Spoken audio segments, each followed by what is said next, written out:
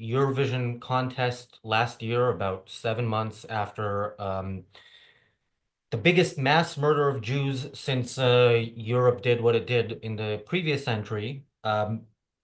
Massive protests happened every day about the fact that a representative of the Jewish state was allowed to participate. Uh, she was booed by the audience, many in the audience. She was bullied by other contestants, and she made it through.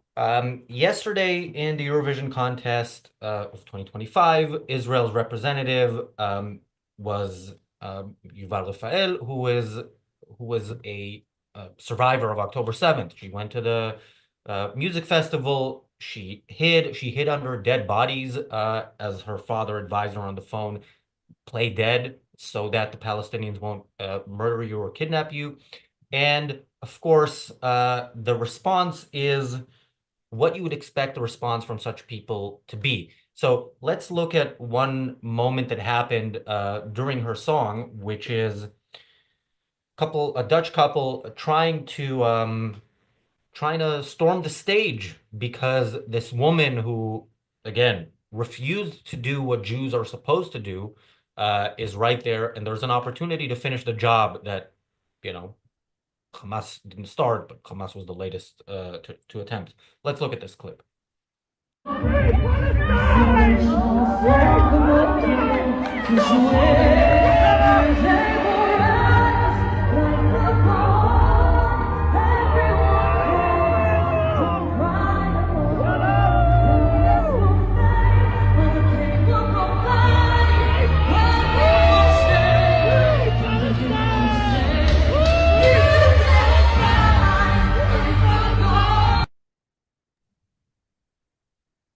Right. I mean, the first thing that strikes me there is how this guy, who any one of these security guards could probably drop by breathing on him hard, is surrounded by three or four security guards who let him do his thing, not storm the stage, but let him be there shouting, you know, exterminationist slogans while this Jew who refused to die sings. Anyway, welcome to the Daily Objective. I'm Razi Ginsburg. I'm joined by Daniel Kraus. Daniel, were you watching the Eurovision?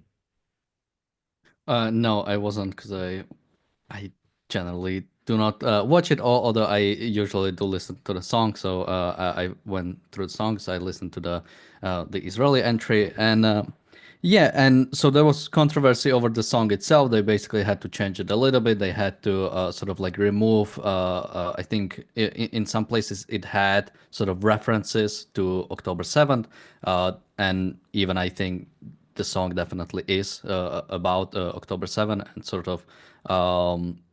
So yeah, and she's somebody who went through that, and yeah, the fact that Ayn Rand talks about sort of like the sense of life some people have, which is like your general attitude towards life, towards values, towards people, and the fact that again somebody sees a survivor of October 7th attack, a terrorist attack, like you said, somebody who had to go through that whole thing, and their response to that is basically, yeah, to yell free Palestine, basically saying they should have killed you. It's a shame they didn't actually wipe you out on that day, so we can try to do it again in the future or somewhere else. It is truly, I think, revealing about sort of yeah the general attitude of the people. Now people try to make comparisons to Russia, how sort of like Russia was banned from participating in Eurovision after the invasion of Ukraine, and again, it's that doesn't apply in any way. Israel is not doing anything that I mean, general. Even when you talk about sort of like banning countries from Eurovision, I mean, you can have different opinions on it, or sort of generally involving politics in Eurovision. But the fact is that Israel didn't start any war. Israel was attacked, and now is not even doing whatever is necessary, because that's something we've been criticizing for since October 7th, is doing something about it. And that the fact that they should be banned just means that basically if you don't want a country to participate in Eurovision, then invade them. And when they start responding, they'll probably be banned. I imagine if Ukraine had a much stronger response to Russia, they would most likely also be banned. I mean, yeah, and look, that of course doesn't matter. And if, yeah, if you're going to be consistent, you call for Israel to be banned, you should be calling for Ukraine to be banned as well and Russia to be reinstated. But these people aren't about being consistent. Thank you, PC, for the super chat. PC says, Razi, I was on a pro-Israel protest yesterday and we were caged in. What was that, in London or was that in Basel? Uh, oh, and PC says I voted 20 times for Yuval. Me too. Um, and Flea says, Public in Ireland gave maximum points to Israel in semifinals and 7 in the grand final. Interesting, isn't it? I mean, look, Norway gave Israel 10 points. I would not, and Israel won the public vote, by the way, which until about 20 years ago was the only vote. So Israel would have won on the old system, would have won the Eurovision yesterday. I think last year they would have come in second, if I'm not mistaken. And that's only because it was by country. Otherwise, this would be the second year in a row if it was actually by number of votes rather than a electoral college system. Then Israel would have been winning 2 years in a row if it's, how many people voted for you. But am I still with you? Laptop try to do something. But I encourage people not to be blinded by this. Don't look at the support for Israel as something that means Europeans actually support Israel. No, I mean Europe is uh, more diverse ideologically than Gaza. So you have people who are not happy with the idea of exterminating the Jews, but I think they're a minority and they're voting. They're all the people who oppose this vote for Israel, and that you would think would be enough to get 12 points everywhere. And it's not. Like this is the vote for Israel. I'm sure some people voted because they thought it was the best song, but no, it's a vote. It's a way of saying we don't like what Europe is doing. We don't like when it was done in the past. We'd rather not repeat that. And yeah, that's how Israel gets those votes. And remember, the anti-Israel people don't have a country to vote for. They need to vote for any of the other options, which splits the vote. I think this is something that we're going to see something change between now and yet next year, next year's Eurovision, in the sense that either just there's going to be a grassroots movement by pro-Hamas people to or pro-Palestinian or anti-Israel people to choose a country they can vote for just because that country just to vote against Israel and there are candidates for such a country. It could be that the European Broadcasting Union might look at the result and say, this is a concern. What happens if Israel wins and we have to do it in Israel? And they might decide to listen to the people who say ban Israel just because of that, in part. And there was a question with the judges. The judges last year, I think, gave less points to Israel than this year, but still it was a very low number. And look, they could be actively making sure that judges don't leave open the possibility of an Israel win. So yeah, it's 2 years in a row that this is happening, and I'm sure many people are unhappy with it and not calm by the fact that Israel ended up not winning. Thank you, Bonnie, for the super chat. Daniel? I mean, there's a clear solution to the Israeli problem. Simply invite Palestine to join Eurovision. Then the anti-Israeli people have somebody to unite around and sort of vote for. Um, I'd be surprised if that happens. But yeah, as you said, sort of vote for Israel is sort of like a resistance vote, basically saying the sort of stuff that is happening against Israel. I mean, people might remember from last. I think this year was. I haven't followed it as closely, so maybe I'm over exaggerating, but it seemed a bit more calmer than it was last year in Malmo. I mean, the security pretty much everybody had to have, and especially the Israeli sort of singer was insane. Like she pretty much couldn't leave the hotel. Like it was dangerous. Now, somebody in the chat says most Brits support Israel. Yeah, I was going to As address that as well. do you have any evidence? By the way, I think I will correct what I said and say I think most people don't actually care, but if they were asked, the less you care, the more likely you are to pay lip service to whatever you should pay lip service to as the news is presented to you. But the people who don't care, I put firmly in the Palestinian side. Those are the people who just go along with whatever society becomes because they think they can't change anything, so yeah, they will sign up to whatever they're being told to sign up to. But yeah, I mean, Yeah, I mean the idea that most British people, or sort of, uh, I think the sort of Israel vote. I mean, there are definitely people within Europe that support Israel. Some countries or some people in some countries do it more than others. But generally, I don't think so. I mean, people in Israel don't support Israel, don't support the Israeli war effort. So why would you expect that sort of somewhere else there would be like a higher sort of support than within Israel itself? Israel doesn't have the moral sort of certainty to actually fight the war properly. So I don't think you can sort of bet on.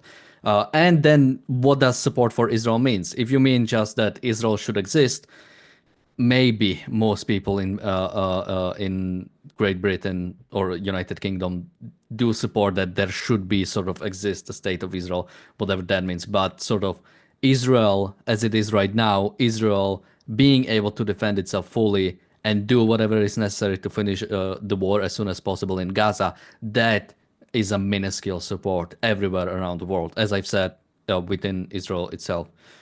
We have a super chat from PC who says, Daniel, they cannot invite Palestine. It does not exist. So generally, these things are a bit much less strict when it comes to sort of, does it have to be an official state? I think it does have to be an official state with an official broadcasting union, Oh, right? okay, Or, that's possible. that's part of the EBU. So yeah, it's not a possibility to have Palestine there.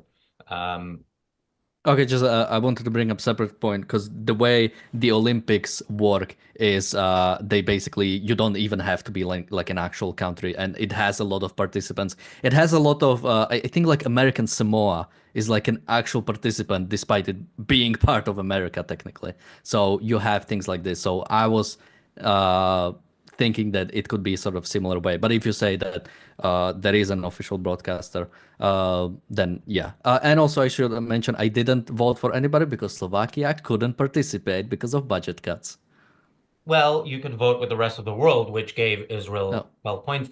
Um, but yeah, I remember when Israel there was talk about Israel maybe not being able to participate in Eurovision Song Contest years ago because of the government broadcaster being sort of semi-privatized. I don't know exactly what they did there. It's not real privatization, but it's bad enough for European, socialism or socialists to be unhappy with. But yeah, you have to be a part of the broadcasting union. There's a comment here by Connie. Many Israelis saying we don't want to host and cannot host, so second place is better.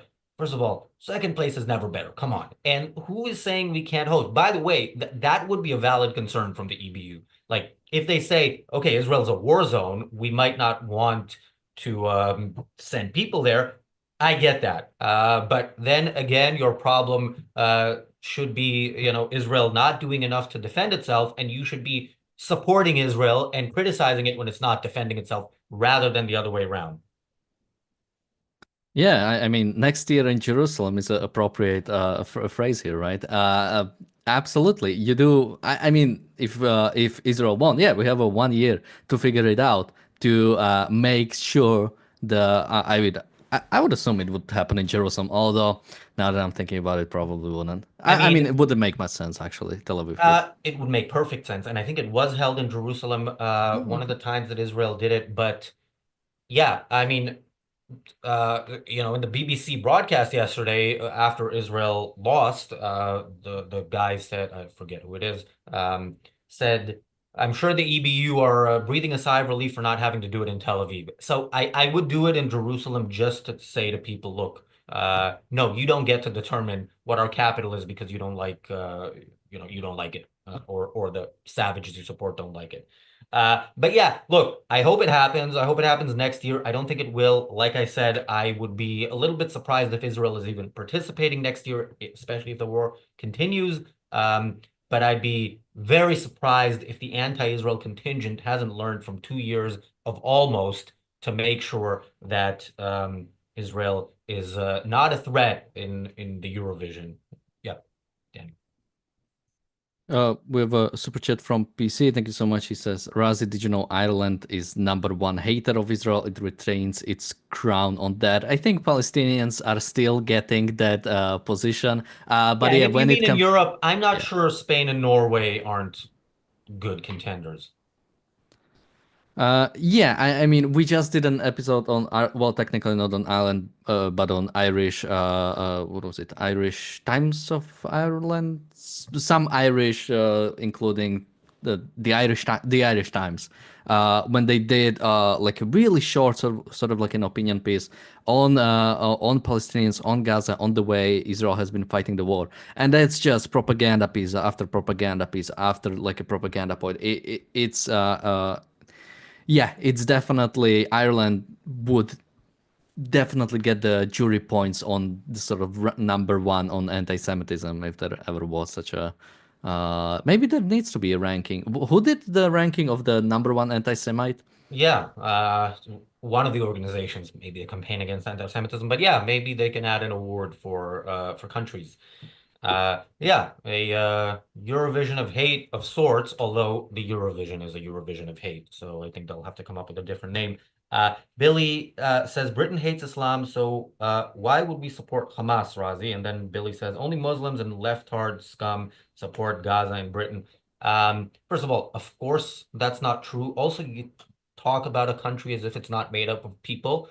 It is made up of people. Some people voted for Israel yesterday. That's why Israel got 12 points. There are absolutely supporters of Hamas who are not Muslim and who are not leftist. I mean, remember, some of the stuff that Owen Jones said, you can find in the last 2 years, you can find historically identical things being said by any white supremacist, any run-of-the-mill white supremacist. And again, like this left right spectrum is also problematic because some people will say, okay, they are on the left, but then who is on the right? Yeah, and also it's important to remember like United Kingdom is not some like white Protestant country or something. There are Muslim citizens. They are part of the United Kingdom, and they are shaping sort of the way United Kingdom is, right? So, and yeah, definitely, it's this idea that sort of it's only Muslim countries that are against Israel. Yeah, when you look at pretty much any UN vote or any sort of support for Israel or anything, yeah, the Muslim countries are definitely gonna be against Israel almost all the times. But it's not like all the Christian countries or all the secular countries or all the Western countries are this like fully behind Israel. If that was the case, Israel wouldn't. I don't think would have the problems it has right now.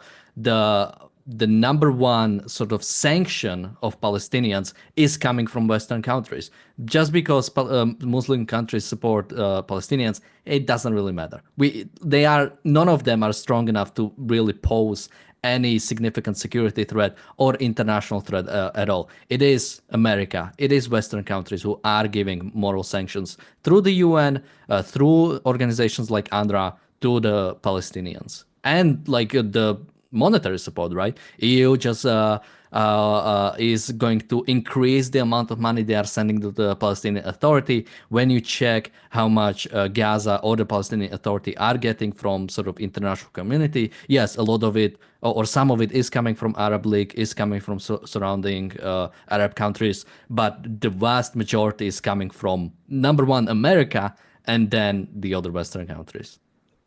Yeah, I mean, if the West supported Israel, it really would not matter what Muslim countries say. Of course, if Israel supported Israel, what the West says would matter a bit less, and you'd see a lot more support for Israel because remember, the Palestinians are united, and they're very clearly ideological and passionate about the ideology, and people are attracted to that kind of stuff, even without thinking deeply about whether this is the right ideology. It's terrifying, but yeah, you don't it doesn't motivate people to support you if you're wishy-washy about your cause. And for Israel, the cause is continuing to live.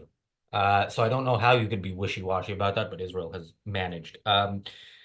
Susie says Neil Oliver of GB News, good example of Hamas supporter who's neither Islamist nor leftist. I'll check him out. Another one is what's his name? O'Brien from LBC, who I did say we're going to talk about at some point, and we will, but not today. Daniel. Um, yeah, I mean, well, what else is there to add, really? I mean, we have one more video, which we haven't watched. All right, let's do it.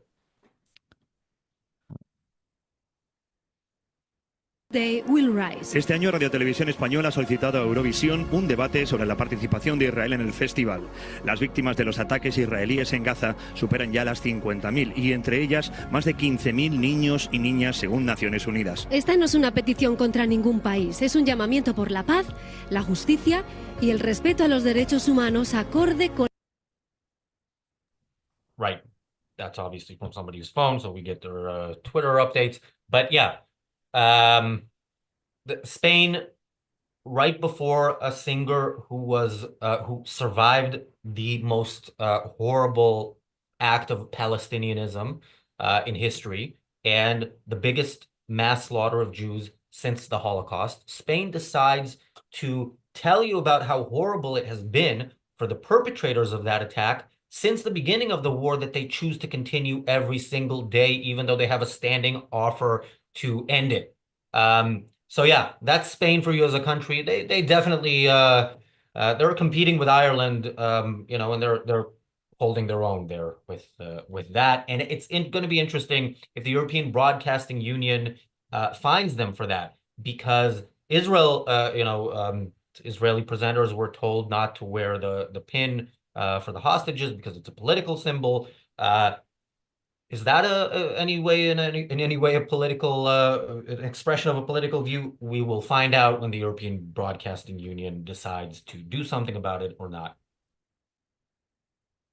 Yeah, even I mean, I hate the way sort of these people are even like talking about sort of like Gaza. They always say, "Oh, 50,000." The number has been 50,000 for like a year. I feel maybe probably not, but it has been like the same for the for a long time. And they say, you know, 50,000 like according to the UN. I also hate when people don't like cite the primary source. When you say according to the UN, you are saying according to Hamas, because when you go to the UN numbers, when you go to the I think I have it memorized, the United Nations Organization for Coordination of Humanitarian Affairs. That's where they post all of that stuff. They post snapshots from Gaza, and they have the numbers, and it's all according to Ministry of Health, according to the Gaza Health Ministry, which is Hamas. That Hamas is the government of Gaza. They are the ones in charge of that. And even when it comes to, you know, some people might say, well, they verified the numbers. Verification is they call up the hospital and say, did these people die? And they say, yeah, these people died. That's it. That's all verification. There is no like on ground thing. There is no like sort of like separate documents they check with or any sort of like separate notification. They get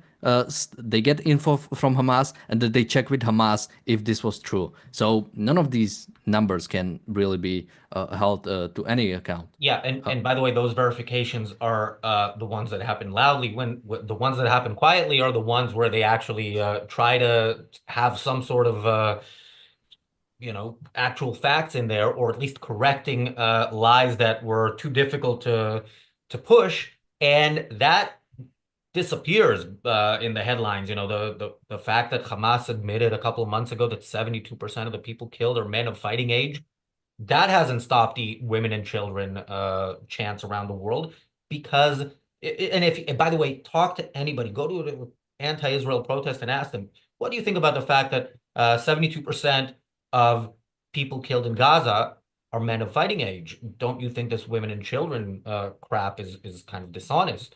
And they would probably say this is Israeli propaganda because they didn't hear it and they don't know that it is actually Hamas's stated position. So yeah, if Spain was honest there, they would say, look, this girl, they tried to kill her for being a Jew at a music festival.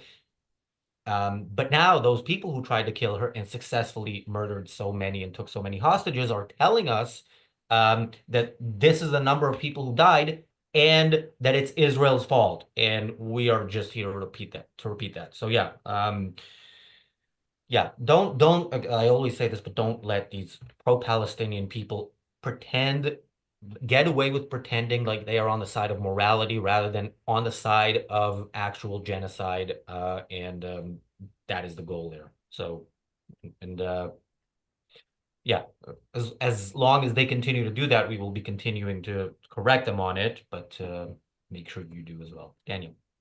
Yeah, and the whole like women and children thing, it's not like it would change anything if the number was different. You know, they quoted here 15,000. Okay, so if it was 5,000, would it be okay? If it was 1,000, would Israel be able to defend itself? What five? What if nobody?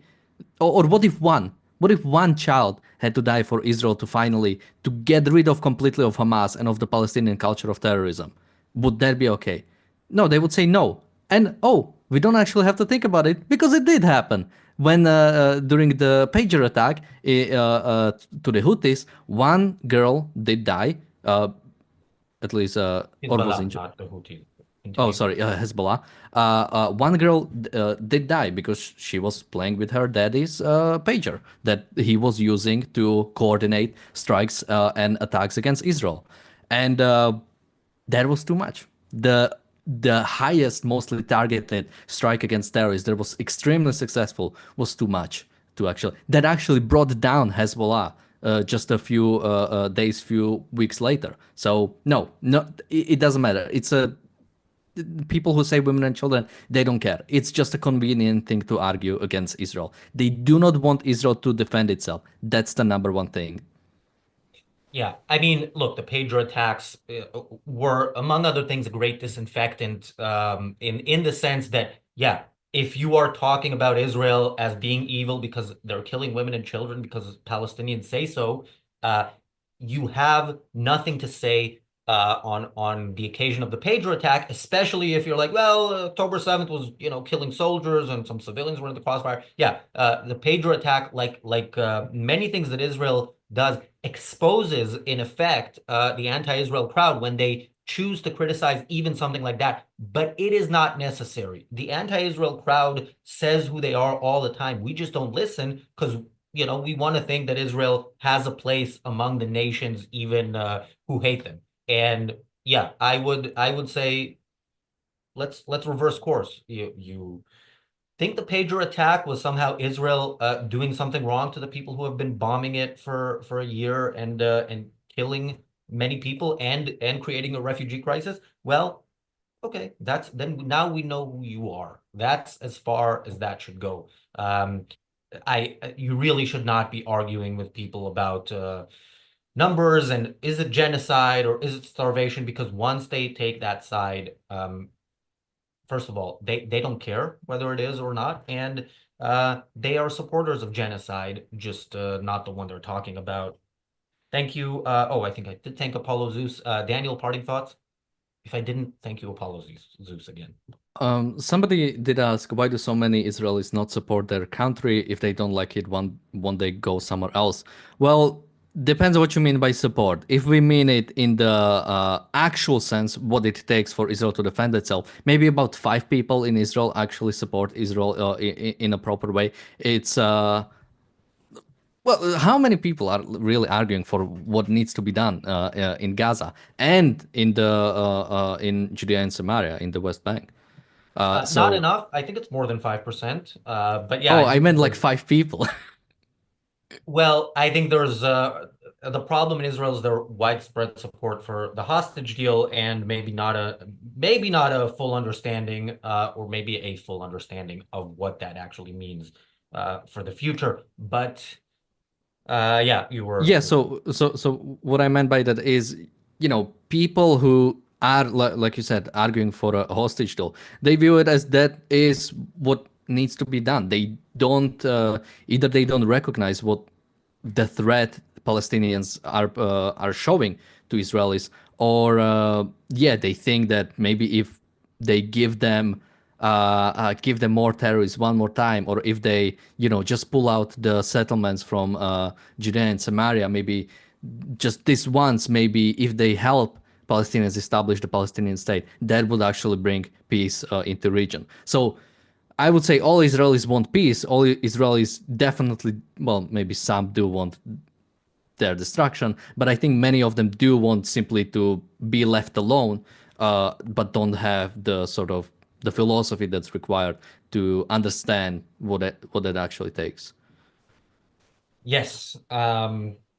I mean, many of those people supported Oslo, supported the rest of the process. They thought that, by signing some deal, the Palestinians will magically become, good people, but that's not how reality works. It's also not how magic works. How magic does work is something you can find out if you tune into the reality show Extra that is returning today, where James Valiant will be interviewing Owen Christensen about his new book on magic. Make sure you tune into that. If you remember, through the website, there's a Zoom link that you should have received.